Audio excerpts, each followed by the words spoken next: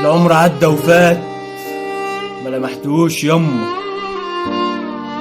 فضلت تنصحيني تفهميني يا ابني الايام بتجري وبتعدي زي الهوا، وانا كنت خايب سرقان الصحبة واللمة.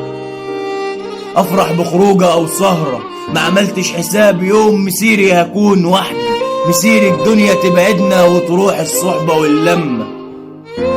اليوم بيجري وفي لحظة بيعدي وراه كام يوم، نسينا طعم الفرح وصبحت حياتنا هموم.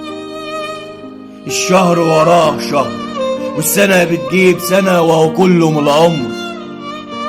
يا قطر العمر ما تعديش بتجري اوام كده ليه؟ ده انا كنت لسه صغير وفيا الدنيا بتلطش ومنها بتعلم.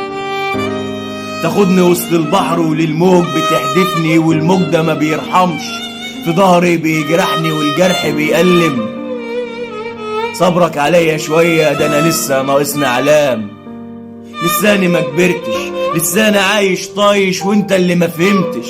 عمال بتحسب لي وتقول لي شوف عمرك بيعدي زي الهوا، شوف عمرك بقى كام وتاريني اللي ما فهمتش. حقك عليا يا عمري اتاريني اللي ما فهمتش معنى الحياة ايه.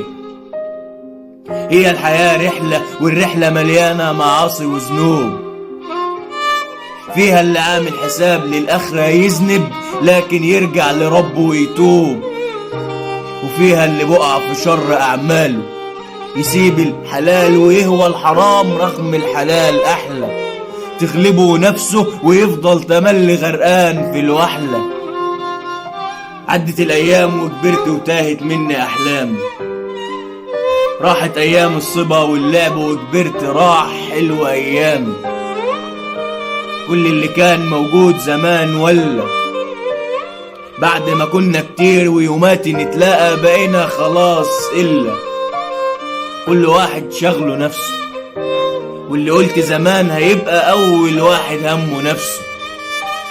دنيتنا مش دايمة اللمة مش دايمة وكله مع الوقت راح يمشي ويزول. يا موزعين الفرح شوفوا نصيب قلبي، ما انا ياما زرني الحزن لكني عشمان في فرحة ترضيني. اكيد يعني الحزن مش على طول، اكيد بعد الشقا هرتاح، اكيد بعد التعب راحة، بعد الفراق بالحب هتراضى بايام تعوض سنين راحت، تعوض عمر اللي ضيعته. بس الحقيقة المرة قطر الحياة بيجري والعمر يسرقنا، وتاري العمر عدى ولا لمحته.